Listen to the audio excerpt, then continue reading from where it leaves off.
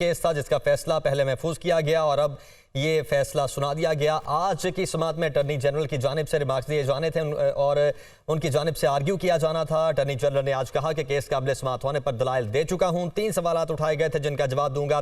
मैं आर्टिकल 191 और अदलिया की आज़ादी की बात करूंगा। इस हवाले से राजा आमिर अब्बास हमारे साथ मौजूद है। सर, बहुत शुक्रिया आपने ज्वाइन किया। आज ये अहम फैसला सुना दिया गया है, तमाम दरखास्तें मुस्तरद कर दी गई हैं, क्या कहेंगे इस पर?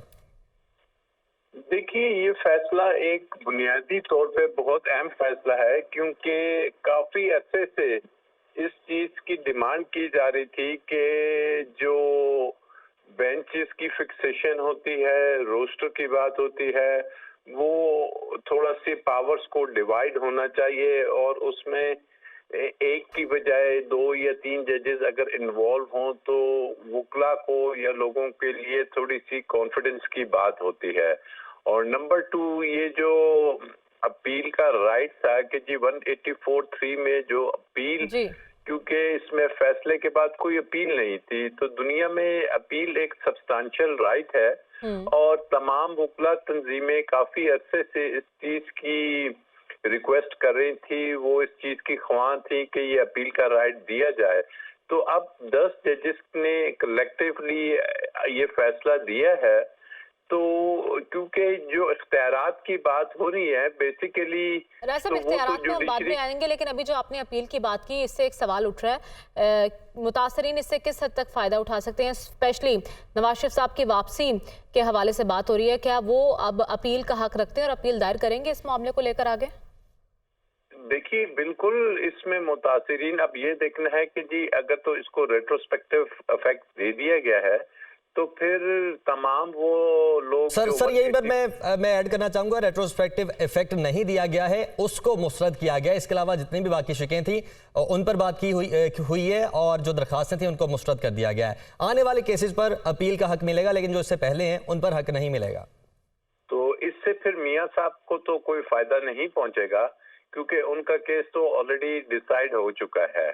और बकौल आपके मैंने फैसला नहीं देखा कि सिर्फ अगर आने वाले केसेस पे ये होगा कि 30 दिन के अंदर अंदर अपील करनी है, तो फिर मुस्तकबिल में आने वाले जो भी केसेस अब आर्टिकल 184(3) के तहत डिसाइड होंगे, वो एक अपीलेट फोरम पे जाएंगे, एक अपीलेट बेंच बनेगा, जो कि ओवरऑल आई थिंक इट्स एक खुशाइंद बात है। एक लोगों को मौका दिया जाएगा कि दोबारा से रिकंसिडर किया जाए कि जो फैसला आया है। और दुनिया में ये होता है, अपील, हर फैसले के खिलाफ अपील का एक शरई हक भी है और एक ये कानूनी हक भी दिया गया है। ठीक है। अच्छा सर, आप ये जो एक्ट था, इख्तियारात की आप बात कर रहे थे, उस वाले से बताइएगा किस तरह से आप समझते हैं कि ये फ़ायदेमंद होगा आने वाले वक्तों में, क्योंकि अब ऑब्वियसली एक जज की बजाय 3 जज साहिबान की कमेटी होगी जो मामलात को देखेगी। अब देखिए, इख्तियारात की बात यहाँ पे है, एक जज की जो असल में मैं बात कर रहा था वो है कि जी यहाँ पे क्वेश्चन उठ रहा था कि क्या पार्लियामेंट सुप्रीम कोर्ट के इख्तियारात में मुदाखलत तो नहीं कर रही, कहीं इंडिपेंडेंस ऑफ जुडिशरी, क्योंकि अब ये होगा कि जो भी पार्लियामेंट आएगी अगर वो कोई भी तरमीम कर सकती हैं और वो एक्ट के जरिए इस प्रोसीजर को रेगुलेट कर सकती हैं। तो वहां पे सुप्रीम कोर्ट को देखना होगा कि कौन सी चीजें हैं कि जो कि उनकी पावर्स को बढ़ाती हैं, फिर तो इजाजत है। लेकिन अगर कोई ऐसी चीजें आए कि जो कि उनकी पावर्स को घटा रही हैं, फिर आइन इस चीज की इजाजत नहीं देता।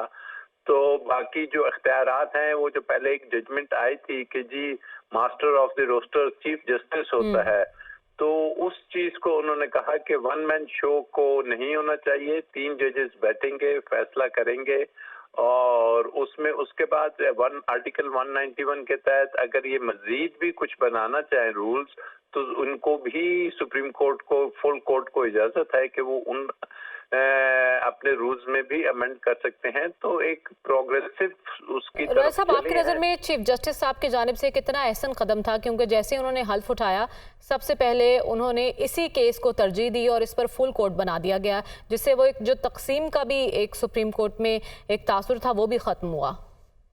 देखिए, बिल्कुल करेक्ट बात करेंगे आप कि इसमें तो फुल कोर्ट उन्होंने बहुत अच्छा किया कि बैठा दिए, तमाम जजेस ने खुल के इसको सुना, और ना सिर्फ सुना, बहुत अच्छी बात हुई कि लाइव पूरे पाकिस्तान में इसकी कवरेज दिखाई गई। और उसके बाद तमाम जजेस ने फ्रीली अपने क्वेश्चंस वहां पे किए वकला से, और उसके बाद अगर मेजॉरिटी 10 जजेस की इस नतीजे पे पहुंची है तो फिर ये कलेक्टिव विजडम है जिसको निगेट नहीं किया जा सकता। और सुप्रीम कोर्ट का फैसला है, हम हमेशा से देखते हैं कि सुप्रीम कोर्ट के फैसला चाहे वो जैसा भी हो उसको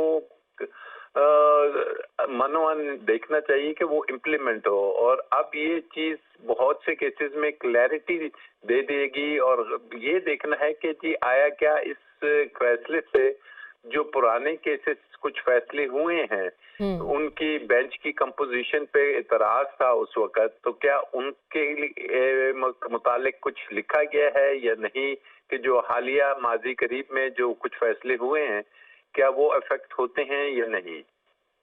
अच्छा आमिर वाह साहब, आज मॉरली एक चीज़ बड़ी इंपॉर्टेंट रही इस फैसले के बाद, जिस तरह से चीफ जस्टिस साहब ने कहा कि पार्लियामेंट ने सुप्रीम कोर्ट की इज्जत की, पार्लियामेंट हमारी दुश्मन नहीं, ना हम इनके दुश्मन हैं, मिलकर चल सकते हैं। यानी कि ये जो एक पहले तासुर दिया जा रहा था कि पार्लियामेंट ये कानून साजी कर नहीं सकती थी, उस पर भी ये जो आज फैसला आया ये वाजे करता है कि पार्लियामेंट कर सकती थी, और हर इदारे की एक अपनी डिग्निटी है, उसको कोई इदारे आपस में क्लैश के तौर पर या जो लोग क्लैश डालने की कोशिश करते हैं उससे आज इस फैसले पर बड़ा इम्पैक्ट पड़ा है। आपने दुरुस्त कहा, क्योंकि देखिए ना, मुल्क ने अगर आगे बढ़ना है तो ये कलेक्टिव हमआहंगी से ही आगे बढ़ सकेंगे। अदारों में जितनी कोऑर्डिनेशन होगी, जितनी वो मिल बैठ के आगे बढ़ेंगे, तो उससे ही एक पॉजिटिविटी की तवक्का रखी जा सकती है।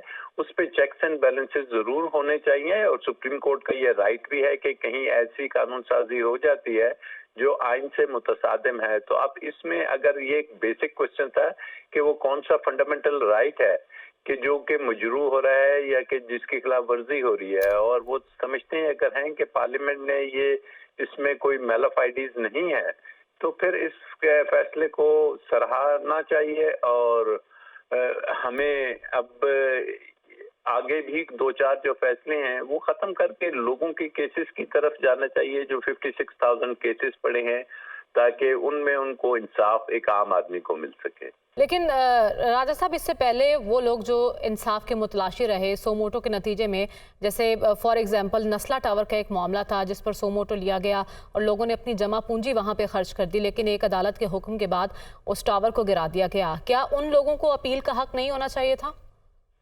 देखिए, अब ये तो फैसले, अब मैं जैसे आपने ही मुझे बताया कि जी इसमें रेट्रोस्पेक्टिव नहीं है, आने वाले केसेस पे है, तो जो माजी में हो चुका सो हो चुका। रिव्यू उसमें है, पता नहीं रिव्यू डला है कि नहीं, रिव्यू की हद तक तो फिर भी गुंजाइश है कि आप जो पुराने फैसले हैं उसमें रिव्यू कर सकते हैं। लेकिन अगर ये रेट्रोस्पेक्टिव नहीं है तो फिर इस पे नस्ला टावर या दूसरे के लिए लागू नहीं होगा। और यकीनी तौर पे ये एक नाइंसाफी हुई कि यही बात जाहिर करती है कि अगर ऐसा कोई सो मोटो ले लिया जाता है फिर आगे उसकी अपील ना हो, तो फिर लोग जो मुतासिरीन हैं कम से कम अब उनके पास एक फोरम आ गया है, मुख्तलिफ जजेस बैठ के जो दूसरे होंगे जिन्होंने फैसला नहीं दिया वो अपील सुनेंगे, और उसके बाद फैसला आएगा कि जो कि दुनिया भर में होता है। अच्छा आमिर साहब, ये बताइएगा कि अब अपील का हक दे दिया गया, चूंकि सुप्रीम कोर्ट इटसेल्फ सबसे बड़ा इदारा है, तो अगर कल को कोई सो मोटो नोटिस लिया जाता है और उसका एक फैसला आता है तो अपील दोबारा कौन सुनेगा? अब देखिए ना, सो मोटो अगर लिया जाता है, पहली तो बात यह है कि 3 जजेस मिलकर फैसला करेंगे कि ये सो मोटो का केस बनता है या नहीं। फिर अगर वो बेंच बनाते हैं तो फिर वो ऐसा बेंच बनाएंगे कि जिसमें 7 से ज्यादा जजेस ना हो, क्योंकि इस वक्त सुप्रीम कोर्ट में 15 जजेस हैं। अपील के लिए वो 8 जजेस को छोड़ देंगे और 7 जजेस फैसला देंगे, और उसपे अगर फ्री कैन समझते हैं कि अपील करनी है तो फिर वो 8 जजेस जो बकाया होंगे वो उस पे अपील सुनेंगे और फैसला देंगे। ठीक है, बहुत शुक्रिया राजा। आमिर अब्बास साहब हमारे साथ मौजूद थे, माहिर कानून, ब्यूरो चीफ इस्लामाबाद अदील वड़ाइश ने भी हमसे